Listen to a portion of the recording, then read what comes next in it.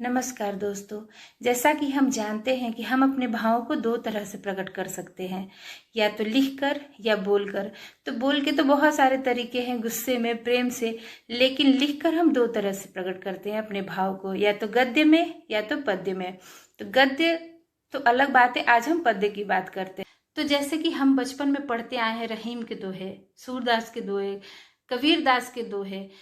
ये लोग ऐसे पुरुष हैं, महापुरुष हैं, जिनकी दोहों से वो जाने जाते हैं और वो दोहे से जाने जाते हैं, यानी दोनों लोग एक दूसरे के पूरक हैं।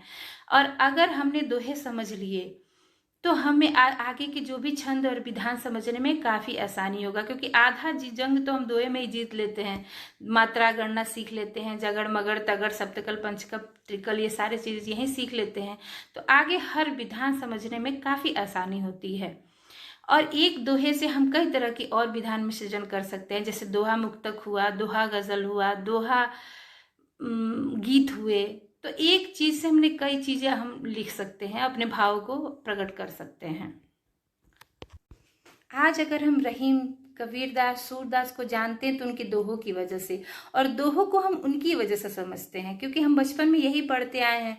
हम लोग की कोर्स की किताबें हिंदी में यही पढ़ाया जाता था।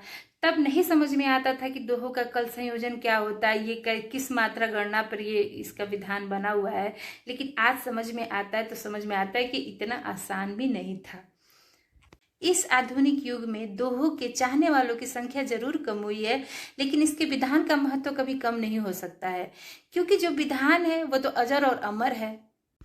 तो आज हम दोहों के बारे में बात करेंगे, दोहे को समझेंगे, दोहे के विधान को सीखेंगे, दोहा कैसे लिखते हैं उसके मात्रा गणना को समझेंगे, कल संयोजन और शिल्प को समझेंगे।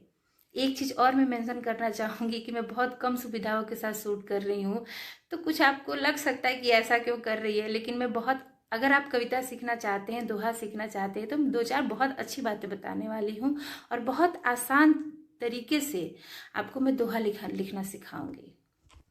तो आइए शुरू करते हैं।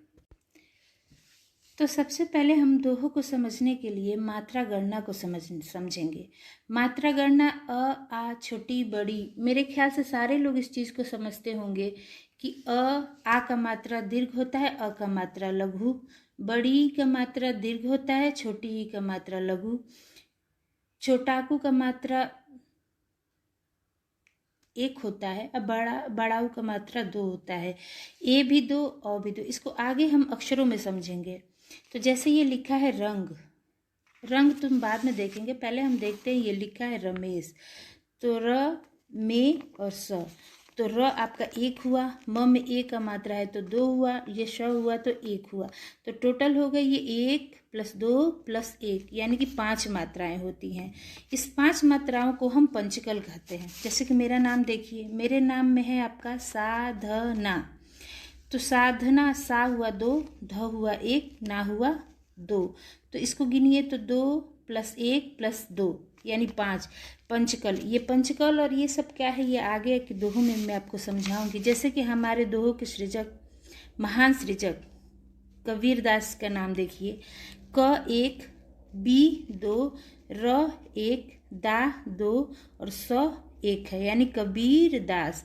तो 1 + 2 + 1 + 2 + 1, यानी कि 7 मात्राएं टोटल होती हैं, तो इसको हम लोग सप्तकल कहते हैं।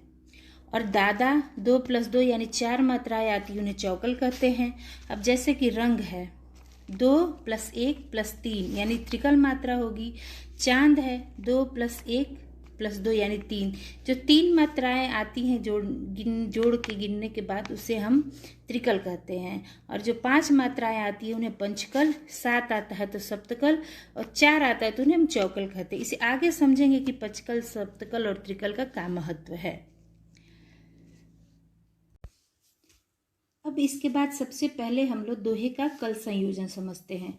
तो दोहे मात्रा गणना के आधार पर 13 और 11 के संयोजन पर बनते हैं, जैसे 3 3 4 3 या 3 3 2 3, या कि है जैसे दूसरा संयोजन की दूसरा विधान है 4 4 2 3 4 4 3, और 11वीं ये 13वीं, जैसे 3 3 6 4 आपका 10 और 3 13, 3 3 6 2 8 3 11। तो अब 13 और 11 के बीच में यति यानी कॉमा बहुत जरूरी होता है।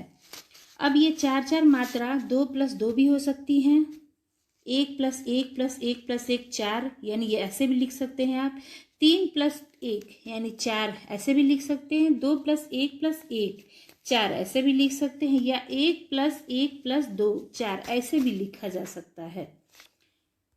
अब जैसे एक गुरु पे मैंने दोहा लिखा हुआ है, तो आप इसको समझिए। ज्ञान बिना जीवन नहीं, देते गुरु ही ज्ञान, गुरु की महिमा का भला कैसे करूं बखान। अब इसकी मात्रा गणना को समझते हैं। ज्ञान यानी 2 और 1 3, बिना 1 और 2 3, जीवन 2 1 1, आपका हुआ 4, और ये हुआ 9 2 और 1। तो इसमें हमें ध्यान, सबसे ज़रूरी चीज़ पे ध्यान देना क्या है कि जो इग्रहवी मात्रा आती है, जैसे 2 1 3 3 6 7 8 9 10 11, ये इग्रहवी मात्रा हमेशा लघु होनी चाहिए।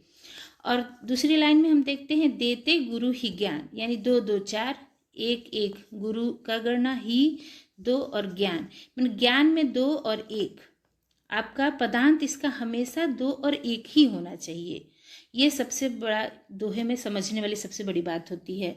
गुरु की महिमा का भला कैसे करूं बखान, तो इसमें आप ये समझिए कैसे। 2 + 2 4 हुआ, 1 + 2, ये ब इसमें आएगा तो +1, ये 4 हुआ, और 2 + 1, ये लास्ट में देखिए पदांत में 2 + 1 है, ये 3 हुआ। तो इसको हम ये ऐसे ही समझेंगे,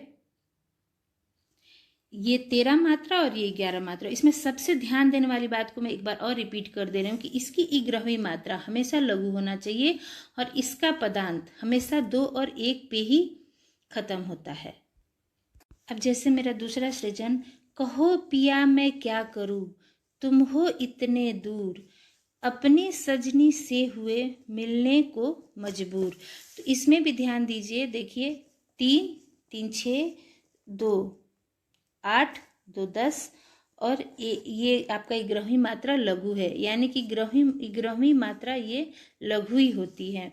और तुम हो इतने दूर, तो 2 + 1 4 4 8 9 10 11, इसमें भी देखिए पदांत हमें 2 और 1 ही है। अपनी सजनी से हुए मिलने को मजबूर, आप इसमें भी देखेंगे 4 4 8 2 10 11, इग्रहवी मात्रा लघु है, और इसका भी पदांत आपका 2 और 1 पर खत्म हुआ है। ये दोहे के आवश्यक नियम होते हैं जिसको हमको समझने की ज़रूरत है। इसमें आप अभ्यास करते रहेंगे तो और भी बाकी सारी चीज़ें आएंगी नई नई, जो धीरे धीरे समझ में अपने आप भी आती है। या फिर आपको जो भी अगर नहीं समझ में आए तो मुझे कमेंट बॉक्स में मुझे मैसेज कर सकते हैं। अब जैसे कि आप इस कबीर के दोहे को देखिए, ये मेरा सबसे पसंदीदा दोहा है, मैं हमेशा इसको बोलती हूँ, मन ही मन दोहराती हूँ, बड़ा संबल मिलता है। धीरे धीरे रे मना, धीरे सब कुछ होए, माली सींचे 100 घड़ा, ऋतु आए फल होए।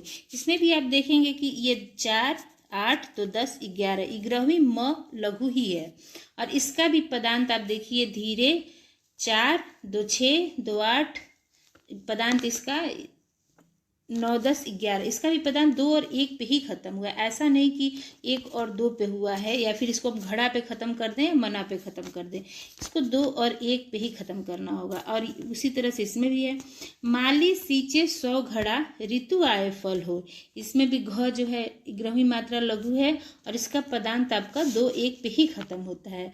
तो हमारा ये विधान जो है, इस दोहे का विधान सदियों से चलता आ रहा है। कबीर, रहीम और रस खान सबके ज़माने से ही चलता हुआ इसी तरह से आ रहा है, जो आज भी कायम है। हाँ, आधुनिक युग में थोड़ा थोड़ा बदलाव हुआ है, जिसे हम आगे समझेंगे। और अगर आपको वीडियो मेरा पसंद आया और आप दोबारा मुझसे पूछेंगे तो मैं इस बारे में भी एक वीडियो बनाऊंगी।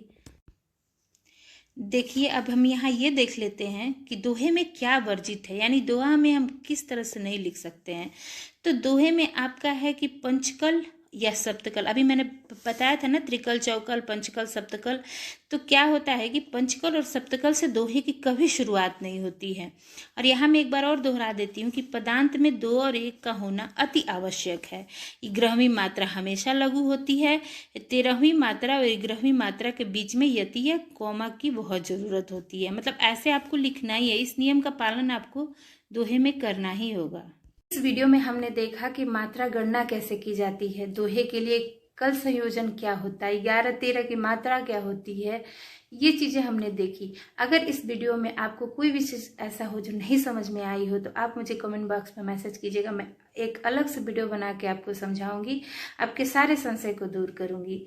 तो हम फिर मिलते हैं नेक्स्ट वीडियो में नए छंद और नए विधान के साथ। वैसे अभी दोहे में ही बहुत सारी चीज़ें, दोहा मुक्तक को लेके आएंगे। दोहा पे एक वीडियो की और आवश्यकता है, तो मैं उसे लेकर फिर मिलती हूँ आपसे। तब तक के लिए मुझे लाइक कीजिए, सब्सक्राइब कीजिए और शेयर कीजिए।